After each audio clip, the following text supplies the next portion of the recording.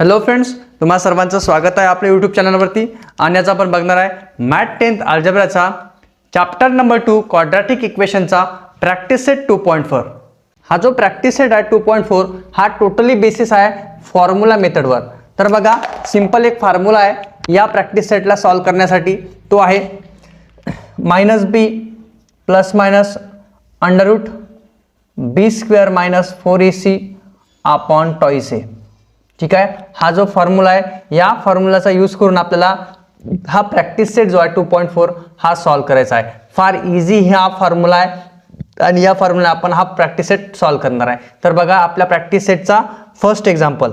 तर बघा आपल्या प्रॅक्टिस सेटचं फर्स्ट एक्झाम्पल आहे compare the given quadratic equation two the general form and write the value of ABC. आपल्याला equation standard फॉर्ममध्ये लिहायचं आहे आणि त्यामध्ये असणाऱ्या ABCच्या व्हॅल्यू त्या सांगायच्या आहे. फार सिंपल एक्झाम्पल आहे. बघा फर्स्ट एक्झाम्पल काय आहे, x² minus 7x plus 5 equals to 0. बघा आपला स्टँडर्ड फॉर्म काय असतो, ax² plus bx plus c equals to 0. यामध्ये हे ठीक आहे, ax² bx प्लस c हे जे इक्वेशन आहे स्टँडर्ड फॉर्ममध्ये ऑलरेडी आहे. मग ABCच्या व्हॅल्यू काय होईल, a होईल 1, ठीक आहे, b होईल -7 आणि c होईल 0. ठीक आहे, अशा प्रकारे एक्झाम्पल आहे. पाहूया नेक्स्ट एक्झाम्पल. बघा नेक्स्ट एक्झाम्पल आहे 2m² equals to 5m minus 5. याला सर्वात आधी कम्पेअर करू. कम्पेअर द इक्वेशन विथ आपलं स्टँडर्ड फॉर्म सोबत. ठीक आहे, स्टँडर्ड फॉर्म काय, ax² plus bx plus c equals to 0. यामध्ये बघा ax² जागेवरती म्हणजे 2m² आहे, पण आपला 5m मायनस 5 ही जी व्हॅल्यू आहे ती राईटला आहे, तिला लेफ्टला आपण ट्रान्सफर करूया. काय होईल, 2m² plus 5m minus 5m होईल इकडे, -5 इकडे होईल +5 राहील 0. ठीक आहे, आता इक्वेशन स्टँडर्ड फॉर्ममध्ये आहे. तर यामध्ये ABCच्या व्हॅल्यू काय होईल, a होईल 2, b होईल -5 आणि c होईल 5. ठीक आहे, अशा प्रकारे एक्झाम्पल आहे. पाहूया नेक्स्ट एक्झाम्पल. बघा आपल्या प्रॅक्टिस सेटचं नेक्स्ट एक्झाम्पल आहे ज्यामध्ये जो 7y आहे ना तो राईटला आहे, तर त्याला लेफ्टला ट्रान्सफर करू. काय होईल, इक्वेशन स्टँडर्ड फॉर्म सोबत कम्पेअर करताय. काय होईल, y² प्लस 7y इकडे होईल -7y. ठीक आहे, पण एक टर्म मिस आहे इथे, ax² म्हणजे ay² समजू आपण. इथे x व्हेरिएबल वापरला आहे स्टँडर्ड फॉर्ममध्ये आणि आपल्या एक्झाम्पलमध्ये y व्हेरिएबल वापरला आहे, काही फरक पडत नाही. ठीक आहे, bx आहे आणि ax² दोन टर्म आहे, पण एक टर्म मिस आहे c वाली, तिला आपण 0 घेऊ शकतो. ठीक आहे, 0 घेऊन ठीक आहे इक्वेशन लिहू शकतो अशा प्रकारे. आता यामध्ये ABCच्या व्हॅल्यू काय आहे, a होईल 1, ठीक आहे, b होईल -7 आणि c होईल 0. अशा प्रकारे एक्झाम्पल सॉल्व करायचं आहे. आता पाहूया आपल्या प्रॅक्टिस सेटचं जे मेन एक्झाम्पल आहे फॉर्म्युला मेथडने ज्याला सॉल्व करायचं आहे ते एक्झाम्पल्स. बघा आपला सेकंड क्वेश्चन आहे सॉल्व युझिंग फॉर्म्युला. हे एक्झाम्पल आहे फर्स्ट या सेकंडमधलं आणि या एक्झाम्पल आपल्याला फॉर्म्युला मेथडने सॉल्व करायचा आहे. तर सर्वात आधी आपला फॉर्म्युला काय राहील, बघा -b plus minus under root b² minus 4ac upon twice a. हा फॉर्म्युला आहे. ठीक आहे, या फॉर्म्युलामध्ये आपल्याला ABCच्या व्हॅल्यू पाहिजे. तर या इक्वेशनमध्ये ABCच्या व्हॅल्यू काय होईल, a होईल 1, b होईल 6 आणि c होईल 5. अशा प्रकारे या व्हॅल्यू माहीत करून या सर्व व्हॅल्यू याच्यात पुटअप करायच्या. त्याआधी एक थोडंसं इझी जाईल, तर त्यासाठी आपण b² मायनस 4ac ची व्हॅल्यू आधी कॅल्क्युलेट करायची. तर बघा मी b² मायनस 4ac ची व्हॅल्यू कॅल्क्युलेट करतो. काय होईल, b² मायनस 4ac हे आधी कॅल्क्युलेट करून घ्यायची, म्हणजे इक्वेशनमध्ये म्हणजे हे जे इक्वेशन आहे इझिली सॉल्व्ह होईल. ठीक आहे, हे एक्झाम्पल इझिली सॉल्व्ह करण्यासाठी सर्वात आधी b² मायनस 4ac ची व्हॅल्यू कॅल्क्युलेट करायची नेहमीच. ओके, चला b काय आहे, b आहे 6 म्हणजे 6² मायनस 4. ठीक आहे, a म्हणजे 1 आणि c म्हणजे 5.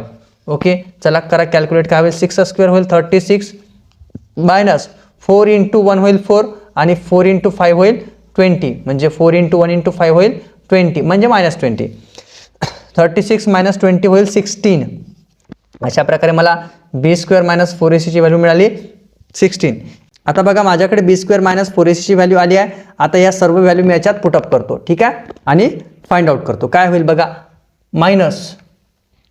मायनस b म्हणजे कोण, 6 ओके, प्लस मायनस, एकदा हे इक्वेशन आपल्याला प्लस घेऊन सोडवायचं, एकदा मायनस घेऊन. बघा कसं, बी स्क्वेअर मायनस 4ac ची व्हॅल्यू काय, अंडर रूट बी स्क्वेअर मायनस 4ac ची व्हॅल्यू कॅल्क्युलेट केली आहे. ठीक आहे, काय आहे ती 16. ठीक आहे, 16. ओके, त्यानंतर बघा 2 इंटू ए म्हणजे कोण, ए म्हणजे 1. 2 इंटू 1 म्हणजे शेवटी 2च राहणार आहे. ओके, आता बघा अंडर रूट 16चा रूट काय निघतं 4, म्हणजे काय होईल -6 प्लस -4 अपॉन 2 इंटू 1 होईल 2. आता बघा माझ्याकडे साईन 2 आहे, जेव्हा रूटमधली व्हॅल्यू असते त्याच्या साईडला, त्याच्या बाजूला प्लस आणि मायनस, म्हणजे काय, एकदा याला प्लस घेऊन सोडवायचं, एकदा मायनस घेऊन सोडवायचं आहे. ठीक आहे, काय होईल -6 प्लस 4, या 4ला एकदा प्लस घेऊन सोडवा. ठीक आहे, और याच 4ला एकदा मायनस घेऊन सोडा, म्हणजे काय -6 -4 अपॉन 2. काय होईल -6 प्लस 4 होईल -2 upon 2. Okay, -2 upon 2 minus upon plus होईल -2 अपॉन 2 होईल 1. अशा प्रकारे मला फर्स्ट व्हॅल्यू मिळाली -1. ठीक आहे, यानंतर काय होईल, और -6 -4 होईल -10 अपॉन 2, मायनस अपॉन प्लस होतं -10 अपॉन 2 होईल 5, म्हणजे होईल -10 अपॉन 2 होईल -5. अशा प्रकारे मला एक्सच्या 2 व्हॅल्यू मिळाल्या आहे. मी लास्टमध्ये आन्सर लिहिल x इक्वल्स टू -1 अँड किंवा ऑर -5. अशा प्रकारे एक्झाम्पल होतं ते. बघा इथे x लिहायचं, कारण आपण x या व्हेरिएबलसाठी हा फॉर्म्युला वापरणार आहे, तर नेहमी x देत चला. ठीक आहे, हे विसरायचं नाही. ठीक आहे, अशा मिस्टेक करायच्या नाही. ओके, x देत चला, म्हणजे x ची व्हॅल्यू काय मिळाली, इथे बघा, इथे सुद्धा x, इथे सुद्धा x, इथे सुद्धा x. ठीक आहे, हे विसरायचं नाही आहे. ओके, आता पाहूया नेक्स्ट एक्झाम्पल. बघा आपल्या प्रॅक्टिस सेटचं नेक्स्ट एक्झाम्पल आहे x² - 3x - 2 = 0. सर्वात आधी इक्वेशन तर स्टँडर्ड फॉर्ममध्ये आहे, तर ABCच्या व्हॅल्यू काय होईल, a होईल 1, ठीक आहे, b होईल -3 आणि c होईल -2. ठीक आहे, अशा प्रकारे ABCच्या व्हॅल्यू माहीत झाल्या. आणि आपला फॉर्म्युला काय, -b plus minus under root b² - 4ac upon twice a, हा फॉर्म्युला आहे. यामध्ये आपण सर्वात आधी b² - 4ac ची व्हॅल्यू कॅल्क्युलेट करू. काय होईल, b² - 4ac, b म्हणजे कोण, -3, म्हणजे होईल -3². ओके, -4 इंटू a म्हणजे कोण 1, c म्हणजे -2. ओके ओके, ठीक आहे, मल्टिप्लिकेशन साईन द्यायचं करणं नाही, कारण आपण ब्रॅकेटमध्ये व्हॅल्यू लिहित आहे, ब्रॅकेटमध्ये लिहितो तेव्हा त्याच्या बाजूला मल्टिप्लिकेशन साईन असतं. ओके, -3चा कोणताही मायनस व्हॅल्यू राहो त्याचा स्क्वेअर प्लसमध्ये येतो, 3² होईल 9. ओके, -4 इंटू 1 होईल -4, -4 इंटू -2 होईल +8. ठीक आहे, ओके, अशा प्रकारे करायचं आहे. 9 + 8 होईल 17. ओके, बघा -3² झाला +9, -4 इंटू 1 होईल -4, -4 इंटू -2 होईल +8. अशा प्रकारे हे व्हॅल्यू आली 9 + 8, 9 + 8 होईल 17. ओके, यानंतर ही व्हॅल्यू b² - 4ac ची व्हॅल्यू या फॉर्म्युलामध्ये पुटअप करू आणि बाकीच्याही व्हॅल्यू आपण पुटअप करून इक्वेशन सॉल्व्ह करू.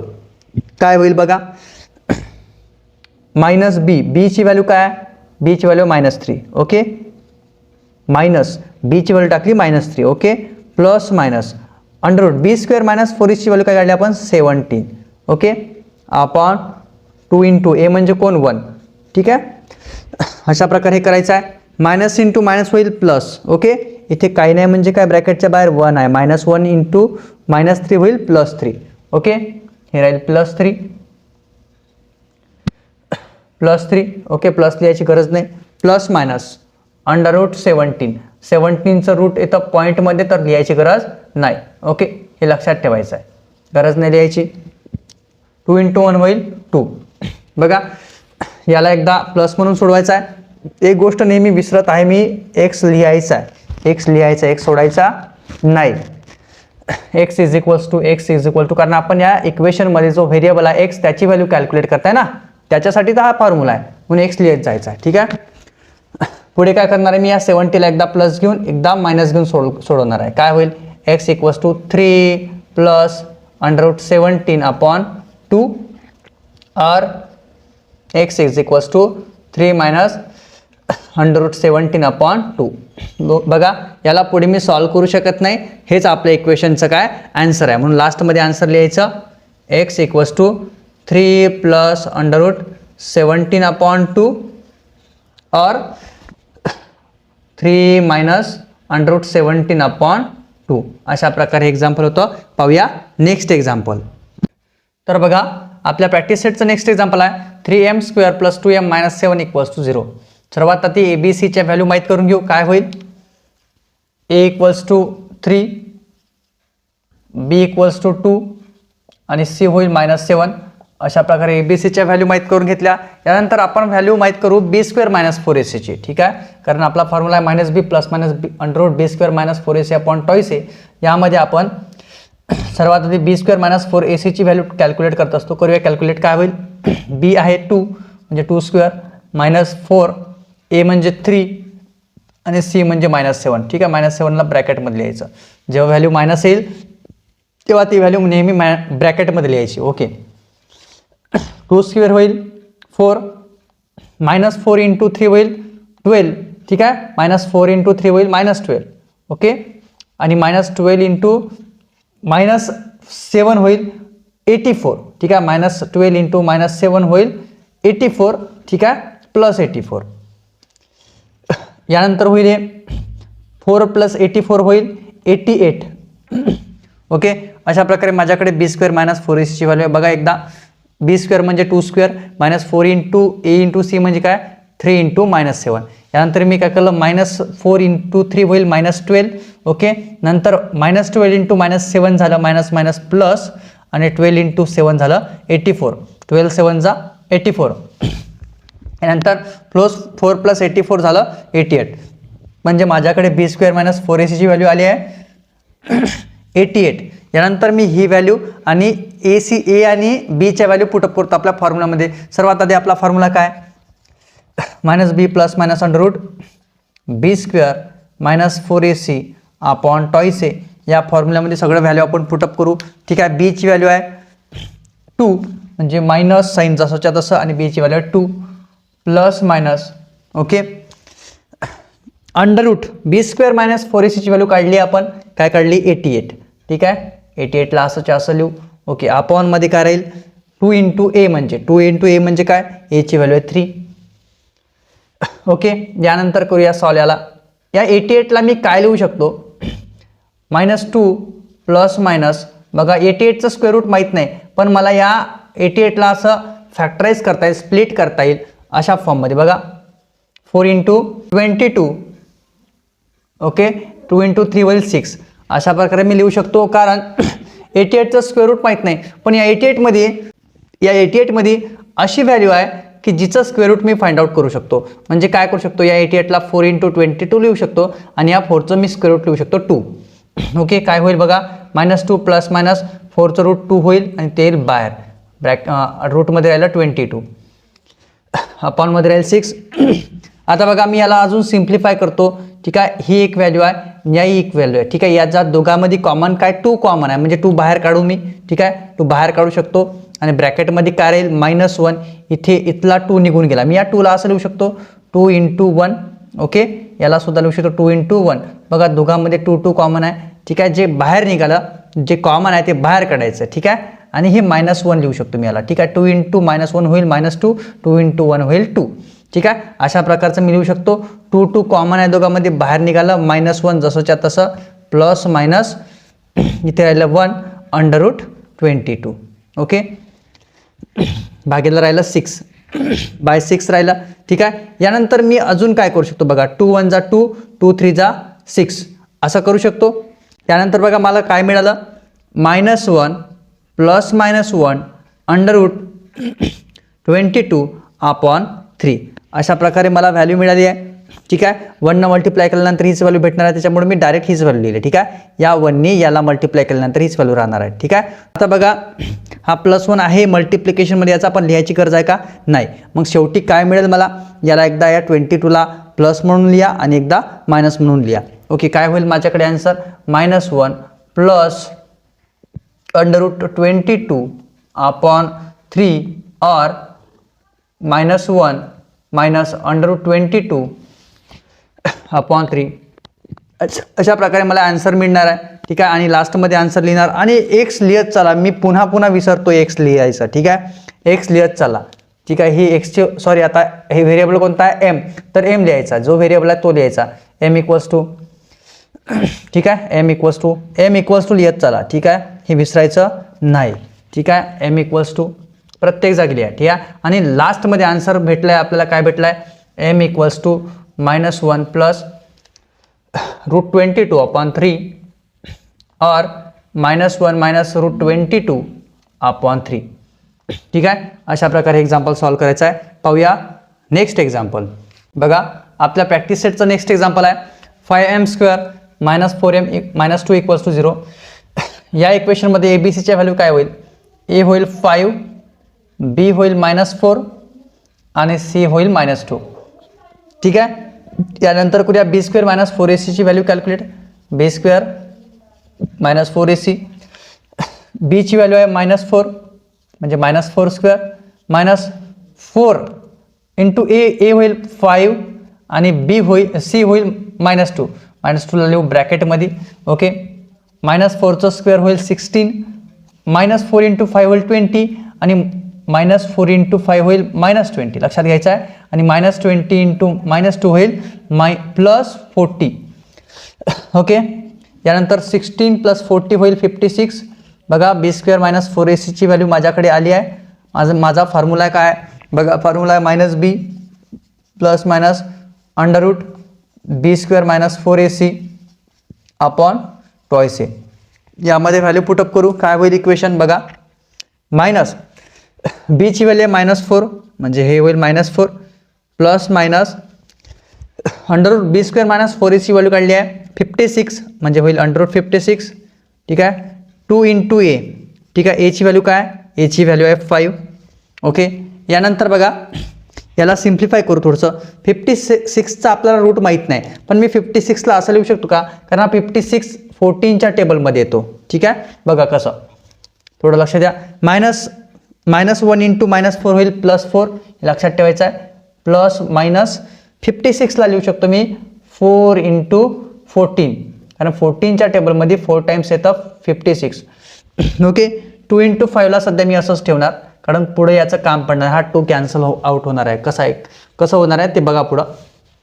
याला पुढे सिम्प्लिफाय करतो. 4 + -4चं रूट होईल 2, बाहेर निघेल √ राहील 14. ठीक आहे, 2 × 5. बघा या व्हॅल्यूमध्ये, या कम्प्लीट व्हॅल्यूमध्ये या व्हॅल्यूमध्ये कॉमन काय आहे? या 4ला लिहू शकतो 2 × 2 आणि या 2ला लिहू शकतो 2 × 1. तर बघा दोघांमध्ये 2 2 कॉमन आहे, मग बाहेर निघाला 2. ब्रॅकेटमध्ये राहिलं काय? 2 प्लस मायनस इथे राहिला 1. ठीक आहे, 1 लिहायची काही गरज नाही. 1 √14 म्हणजे काय? ऑलरेडी नसतं म्हणजे 1 असतं मल्टिप्लिकेशनमध्ये 14च्या. ठीक आहे, अपॉन राहिला 2 × 5. बघा 2 2 झालं कॅन्सल, 2/2 होईल 1. ओके, यानंतर काय भेटलं मला? 2 + -√14/5. हेच माझा आन्सर आहे. आणि नेहमी सांगतो मी की तुम्हाला जो व्हेरिएबल आहे, ज्या व्हेरिएबलची तुम्ही व्हॅल्यू कॅल्क्युलेट करता त्या व्हेरिएबलला लिहिणं आवश्यक आहे. m = ठीक आहे, हा m = मी नेहमी विसरत आहे हे, पण तुम्ही विसरायचं नाही.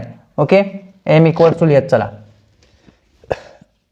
ठीक आहे, आपली व्हॅल्यू आली आहे. या 14ला एकदा प्लस म्हणून एकदा मायनस म्हणून लिहायचं आहे. म्हणजे काय होईल? m = 2 + √14/2 और 2 - √14/5.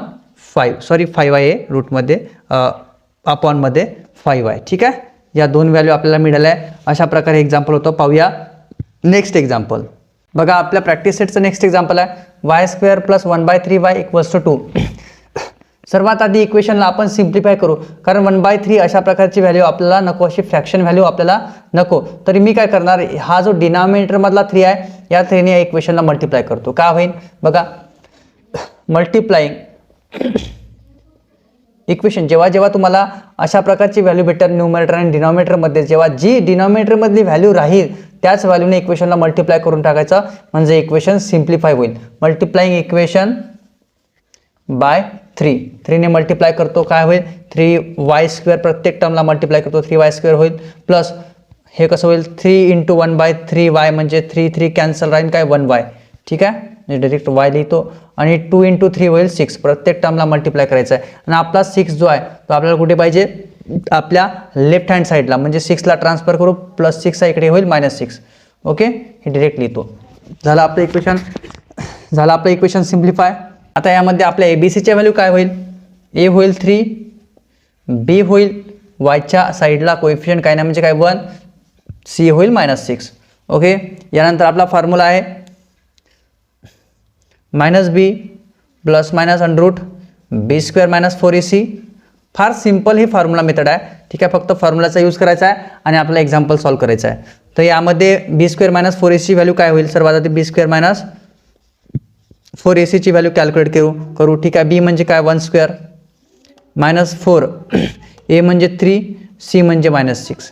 ओके, काय होईल 1² 1, -4 × 3 होईल -12 आणि -12 × 6 होईल मायनस इंटू मायनस प्लसमध्ये आन्सर येईल. 12 × 6 होईल 72 आणि 1 + 72 होईल 73.